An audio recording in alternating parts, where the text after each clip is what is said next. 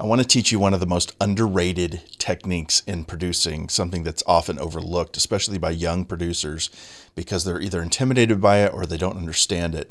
And I want to share it with you. Now, I'm a drummer. I grew up playing drums, so I had a real connection to the concept of groove and swing. And swing is very in right now, using a lot of swing. Now, what is swing? It's where you take the 8th notes or 16th notes of a groove and you shift them over a little bit. Let me show you, because it's easier to just show you than to tell you about it. But I highly recommend using these techniques and not telling anybody, because it's a secret. Okay, what we're going to talk about today is swing. This is something that's often overlooked in new producers. It took me a long time before I was bold enough to try some things around it. It's not that bad. It's not that scary. Just jump into it. Try messing with it. Try to break it if you can. You're not going to be able to break it. It's just a digital tool. What I want to do is I made a little groove. It took me about 5 minutes. It sounds like this. And here's my chords to it. I'll turn that chords down a little bit. Okay, my groove is very 3, 4, 1 E and a 2 E and a 3 E and a 4 E. So it's based on 16th notes, okay?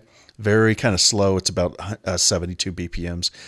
What I want to do is there's this little place over here called groove, okay? And in your DAW, it might be labeled a little bit differently, but I want to apply a swing. I want to apply a 16th note swing, and this is 25 milliseconds off. So what it's going to do, now listen to it.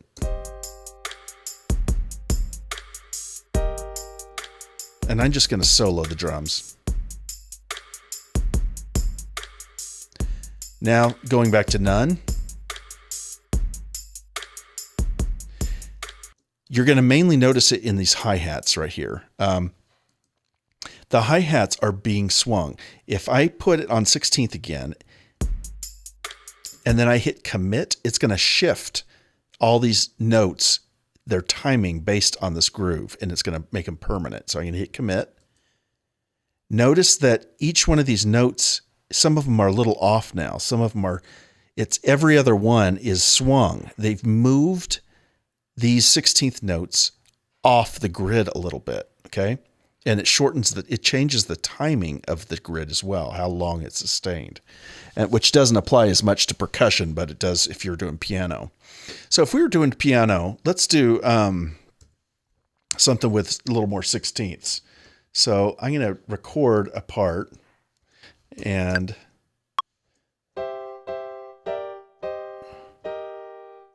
okay, so I'm going to do this.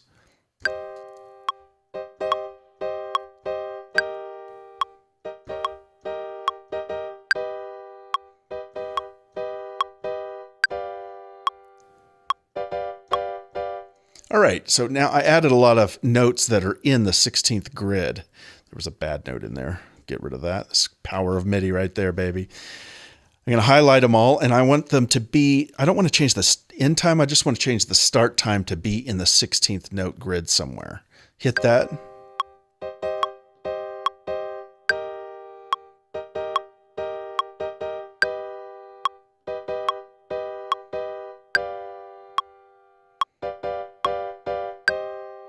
Cool. All right. And we're going to just, what do you call it?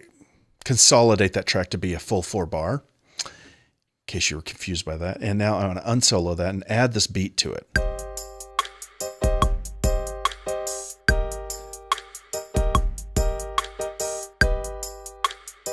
Okay, I've added this swing to the groove, but the groove is not lining up now with these 16ths, because there's 16ths that are right on the grid. So I'm going to apply that same groove to this piano part. And I'm going to hit commit so you can see where it shifted it. See, these notes here are shifted.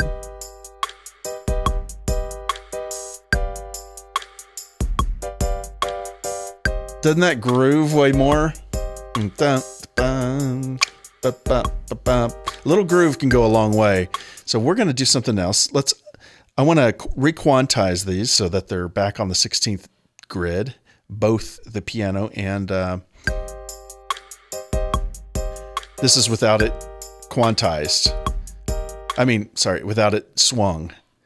And I want to add groove again, but this time I want more. So let's start with that same one we did, but I'm going to hit this search bar and I'm going to add like 45. Okay. And I'm going to add that same one up here. And until it's actually applying the groove to it. It just doesn't show it until I hit commit, but I don't want to hit commit because then I lose those options. But now listen to this. Turning off the metronome.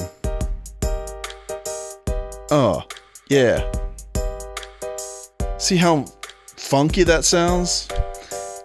A lot of EDM music and stuff uses a lot of swing, even in dance music now. Look up Faded by, is it Walker? Something Walker?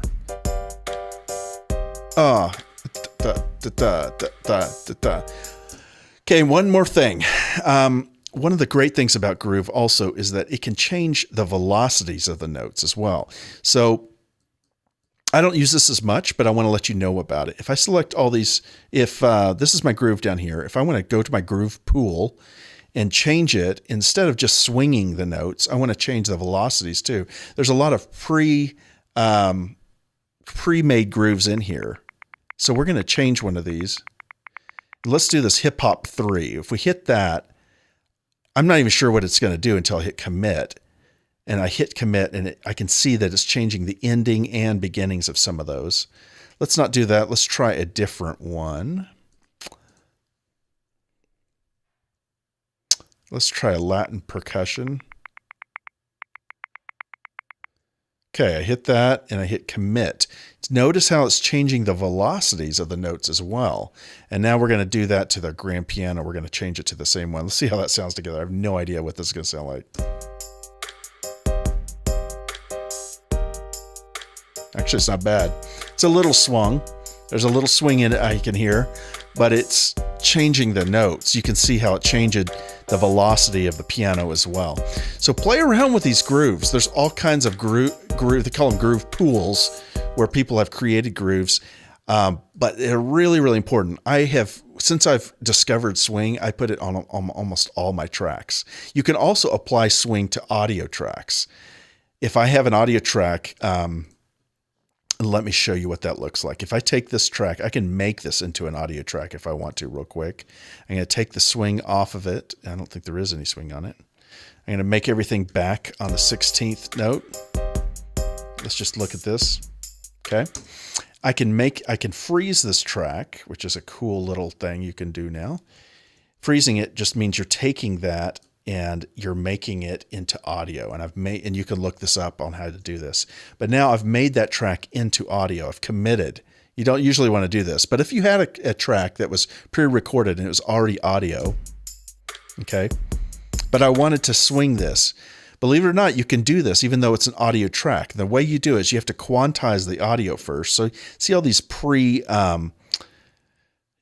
markers that they've already put in there. I'm going to highlight the track in here, highlight the whole thing, and then we're going to say, let's commit, let's do that swing 45. So it applied that. It took these little marks and it's basing off where it sees the peaks and valleys and says, I think that's a drum hit there. I think that one's there as well.